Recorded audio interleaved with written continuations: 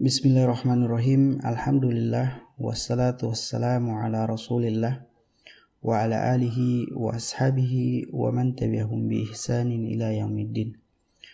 Teman-teman sekalian yang saya banggakan, terima kasih atas waktunya.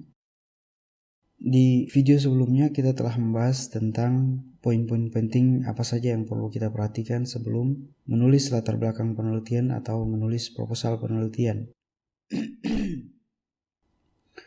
Setelah menyaksikan presentasi proposal yang dilakukan oleh Angkatan 2017 beberapa hari yang lalu untuk mata kuliah metode penelitian, ada beberapa catatan yang menurut saya penting untuk dijelaskan karena berhubungan dengan bagaimana kita mempermudah penelitian yang akan kita lakukan, bagaimana kita memperjelas masalah yang nanti akan kita carikan solusi dari masalah tersebut.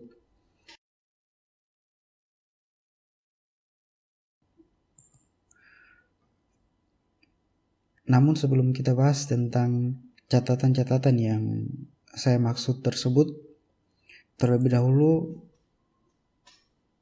saya ingin menjelaskan bahwa kita masih dalam pembahasan apa yang harus dilakukan sebelum menulis latar belakang, sehingga apa yang kita bahas sekarang masih berhubungan dengan apa yang telah dibahas sebelumnya.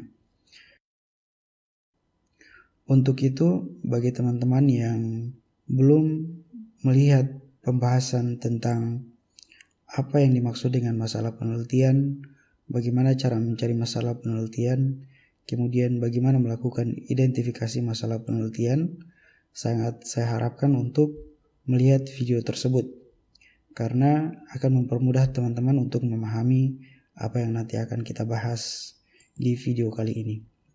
Oke, di video kali ini kita akan membahas tentang dua catatan yang saya maksud tersebut.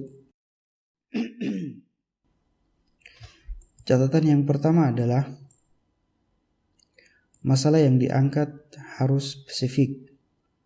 Kemudian catatan yang kedua adalah memperhatikan keterkaitan masalah, rumusan, dan tujuan penelitian. Oke, kita langsung saja ke catatan yang pertama, yaitu masalah yang diangkat harus spesifik. Namun, untuk mempermudah teman-teman memahami tentang apa yang saya maksud dengan masalah yang diangkat harus spesifik, di sini saya akan menggunakan sebuah analogi dengan harapan dengan analogi ini akan mempermudah teman-teman untuk memahami. Di gambar ini adalah sebuah gambar di mana gambar ini menjelaskan tentang jenis-jenis sakit kepala, di mana ada 4 jenis sakit kepala, yaitu sinus, cluster, tension, dan migrain, beserta dengan resep atau makanan yang dikonsumsi untuk menghilangkan sakit kepala tersebut untuk setiap jenis sakit kepala. Kita ketahui bersama bahwa di dalam penelitian pasti selalu ada masalah, kemudian ada solusi dari permasalahan tersebut. Sehingga contoh yang nanti akan saya angkat ini tidak berbeda jauh dengan kasus kita di mana berbicara tentang sistem informasi. Analoginya seperti ini. Anggaplah misalnya kita sebagai seorang peneliti adalah dokter. Kemudian ada pasien yang datang ke kita, sebagai dokter dan mengeluhkan tentang sakit kepala yang dideritanya. Sebagai seorang dokter, biasanya kita harus memberikan resep atau saran apa yang harus dikonsumsi untuk mengurangi atau menghilangkan sakit yang diderita, dalam hal ini sakit kepala yang diderita oleh pasien yang datang tersebut. Namun sebelum kita memberikan resep atau saran tentang apa yang harus dikonsumsi, biasanya kita harus tahu secara jelas jenis sakit kepala apa yang diderita oleh pasien tersebut. Karena ada 4 jenis sakit kepala yang setiap jenis sakit kepala membutuhkan perawatan yang berbeda-beda. Maksudnya resep dan apa yang dikonsumsi itu berbeda-beda. Jadi ada sakit kepala sinus, ada sakit kepala klaster, ada sakit kepala tension, dan ada sakit kepala migrain. Jika pasien tersebut hanya mengatakan bahwa penyakit yang diderita adalah sakit kepala, tanpa menjelaskan secara spesifik di bagian mana sakit kepala itu terasa, maka otomatis resep yang kita berikan kemungkinan besar tidak akan menyelesaikan permasalahan dari pasien tersebut. Mengapa? Karena setiap sakit kepala itu memiliki jenis penanganan atau perawatan yang berbeda-beda dalam hal apa yang harus dikonsumsi. Misalnya untuk sakit kepala sinus, seorang dokter biasanya akan menyarankan untuk mengkonsumsi makanan yang pedas, kemudian bawang putih, kemudian bawang merah, mint, jahe, dan seterusnya. Berbeda dengan klaster, di mana kita sebagai dokter akan menyarankan untuk mengkonsumsi makanan pedas, kacang-kacangan, kemudian alpukat, pisang, kemudian yogurt. Nah, tujuannya kita menanyakan secara spesifik. Tujuannya kita harus mengetahui secara spesifik masalah yang dialami oleh pasien tersebut adalah agar kita memberikan resep yang memang sesuai dengan jenis sakit kepalanya. Hal yang sama ketika kita melakukan penelitian. Sebagai seorang peneliti, kita harus mengetahui secara spesifik masalah yang dihadapi oleh kantor atau tempat di mana kita melakukan penelitian. Dengan mengetahui secara spesifik masalah yang dialami oleh kantor atau tempat di mana kita melakukan penelitian, maka itu akan membantu kita di dalam dua hal. Yang pertama adalah mempermudah kita dalam mencari solusi dari permasalahan tersebut. Kemudian yang kedua adalah agar solusi yang kita berikan tersebut itu tepat sasaran. Sebagaimana analogi yang tadi kita berikan, ketika dokter hanya mengetahui bahwa pasien yang datang tersebut menderita sakit kepala, maka akan menyulitkan bagi dokter untuk menentukan makanan apa yang harus dikonsumsi oleh pasien tersebut. Dan kalaupun dokter menebak-nebak apa yang harus disarankan kepada pasien untuk dikonsumsi, maka kemungkinan besar saran yang diberikan oleh dokter tersebut itu tidak tepat sasaran. Nah, jadi itu adalah dua hal penting yang nanti akan diuntungkan apabila kita mengetahui secara jelas masalah yang kita angkat. Maksudnya kita mengetahui secara spesifik masalah yang kita angkat. Nah, mungkin sebagai contoh saja di sini, yang saya maksud dengan masalah yang spesifik dan masalah yang tidak spesifik itu, nah seperti ini misalnya, tidak adanya sistem informasi ABC di kantor XYZ sehingga menyulitkan dalam proses pengolahan data. Itu adalah contoh dari masalah yang tidak spesifik. Mengapa tidak spesifik? Karena ini hanya menjelaskan secara umum masalah dari kantor tersebut. Kemudian ini adalah contoh dari masalah yang spesifik. Masalah yang pertama, lama di dalam proses pembuatan laporan bulanan karena menggunakan aplikasi Excel dan Word. Itu adalah masalah yang pertama.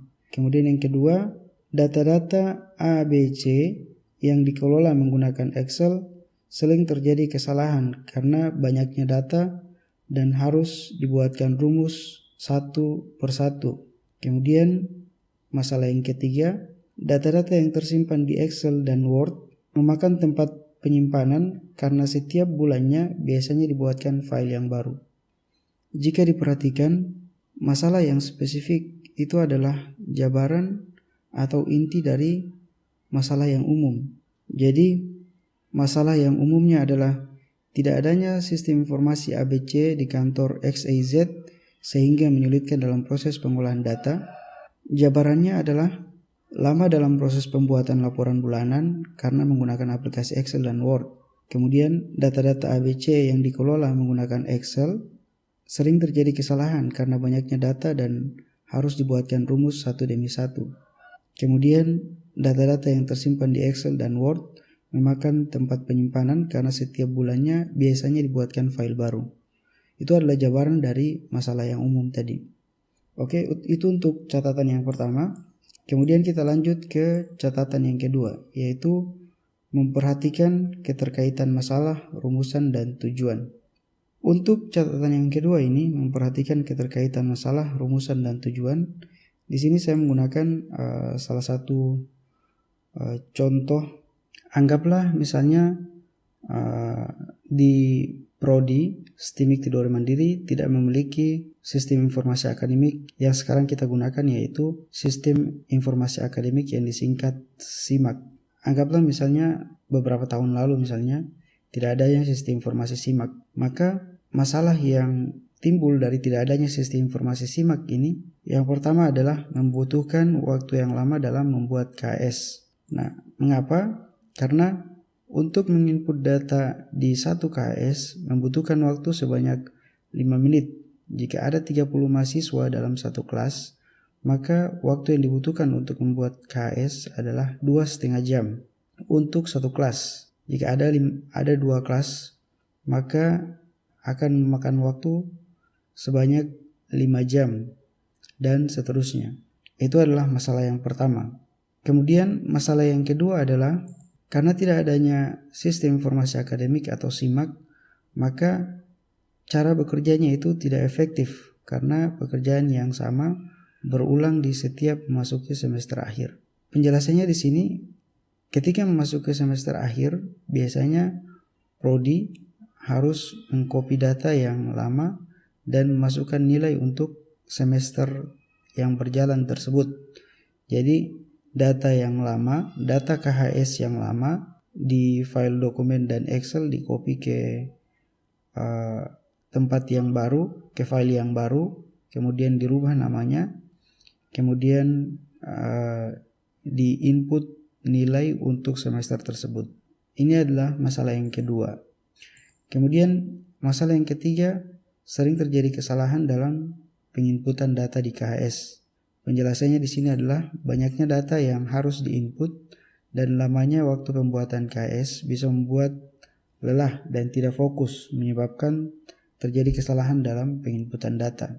Kemudian masalah yang keempat, data KS tidak terorganisir dengan baik. Maksudnya adalah karena data KS tersimpan di berkas atau Word dan Excel yang berbeda, maka data tidak terorganisir. Nah, ini adalah masalah yang keempat. Nah, namun kembali ke catatan yang kedua tadi adalah memperhatikan keterkaitan masalah, rumusan, dan tujuan. Jadi antara masalah, rumusan, dan tujuan penelitian itu harus saling terkait antara masalah, rumusan masalah, dan tujuan penelitian.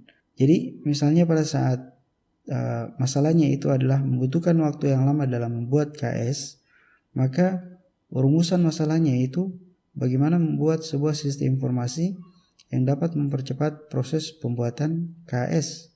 Jadi itu adalah rumusan masalahnya. Kemudian tujuannya adalah membuat sebuah sistem informasi yang mempercepat proses pembuatan KS. Jadi di masalah itu berupa statement atau pernyataan. Kemudian rumusan masalah ini berupa pertanyaan, yaitu bagaimana itu adalah pertanyaan, membuat sebuah sistem informasi yang dapat mempercepat proses pembuatan KS. Kemudian tujuan sini adalah statement atau pernyataan untuk menyelesaikan masalah lamanya dalam membuat KS, maka dibuatkanlah sebuah sistem informasi untuk mempercepat proses pembuatan KS. Nah, kemudian yang kedua, kalian bisa perhatikan sendiri. Yang ketiga juga kalian bisa perhatikan sendiri, dan yang keempat juga kalian bisa perhatikan sendiri. Ingat bahwa antara masalah, rumusan masalah, dan tujuan penelitian itu harus saling berkaitan, harus ada keterkaitan. Nah, kalian bisa pause videonya, kemudian diperhatikan dulu secara saksama. Kemudian jika ada yang membingungkan atau jika ada yang menurut kalian kalian tidak sependapat, bisa dituliskan dalam kolom komentar. Oke, untuk penjelasan tentang catatan-catatan yang saya anggap penting berhubungan dengan presentasi proposal yang dilakukan oleh angkatan 2017 kemarin, ada 2. Yang pertama yaitu masalah yang diangkat harus spesifik. Yang kedua itu memperhatikan keterkaitan antara masalah, rumusan, dan tujuan.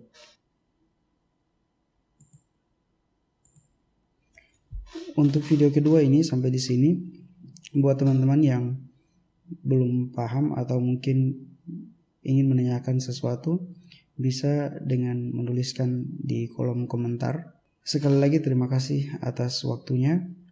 Jangan lupa untuk terus berusaha memahami, karena menurut saya di dalam penelitian itu yang paling sulit adalah di bagian awal. Biasanya kalau sudah jelas di awal, maka selanjutnya itu akan mudah. Tapi kalau belum jelas di awal, maka otomatis selanjutnya itu akan sulit. Jadi buat teman-teman tidak perlu tertekan kalau pada saat menyusun tugas akhir, sering-sering berdiskusi atau sering-sering menanyakan kepada orang-orang yang dianggap bisa membantu di dalam menganalisis masalah atau di dalam mengkaji solusi-solusi yang nanti diberikan untuk masalah yang ditemui, dan sering-sering membaca jurnal-jurnal dan referensi-referensi lain yang bisa membantu di dalam menyusun penelitian. Oke, untuk video kedua ini sampai di sini. Terima kasih atas waktunya. Sekali lagi,